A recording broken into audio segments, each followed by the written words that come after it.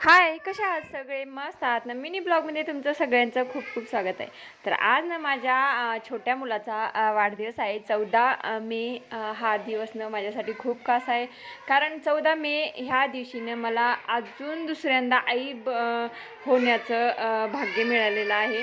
तर आता इथं ना मी आज ना स्पेशल अशी डिश बनवणार आहे त्याच्या आवडीची, म्हणजे गुलाबजामुन. तर हे पॅकेट मी डीमार्टमधून घेऊन आले होते आणि बरेच दिवस झालं, 8-10 दिवस झालं आणून ठेवलं होतं. तर म्हणलं चला आता ना हे जे जामून बनवूया. मग दुपारच्या टायमिंगला गुलाबजामुन बनवले आणि संध्याकाळी म्हणलं आता मुलं बड्डेला येतील. मी काय जास्त मुलं बोलवले नव्हते आणि नव्हतेही मुलं, कारण कसं आता उन्हाळ्या सुट्ट्या म्हणून सगळे मुलं गावाकडे गेले होते. थोडेफार होती आमच्या बिल्डिंगमधले, तेवढेच मी बोलवले होते आणि त्यांच्यासाठी मला आता काय खायला बनवायचं.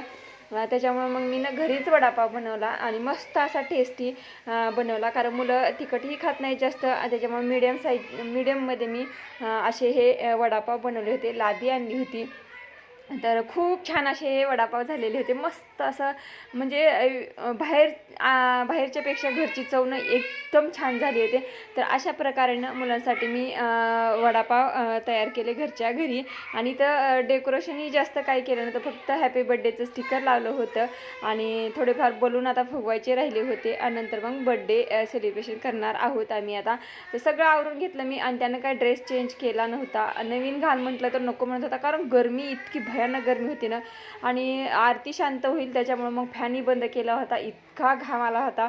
मग कसा बसा तर त्याला ओवाळलं मी, ऑप्शन केलं आणि केक कटिंग केला. आणि इथं हे मुलं थोडेफार होते आमच्या बिल्डिंगमधले 4-5 मुलं, त्यांनाच तेवढं बोलवलं, कारण उन्हाळ्यात सुट्टी असल्यामुळे मुलं कोणतेच नव्हते, सगळे गावाला गेले होते. तर असं सेलिब्रेशन झालं माझ्या मुलाच्या बड्डेचं. आणि तुम्हाला कसं वाटलं? तर आवडलं असेल नक्कीच लाईक करा आणि प्लीज प्लीज प्लीज चॅनलला सबस्क्राईब करायला विसरू नका. आता भेटूया अशाच अजून एका नवीन ब्लॉगमध्ये. तोपर्यंत सगळ्यांना बाय बाय, टेक केअर.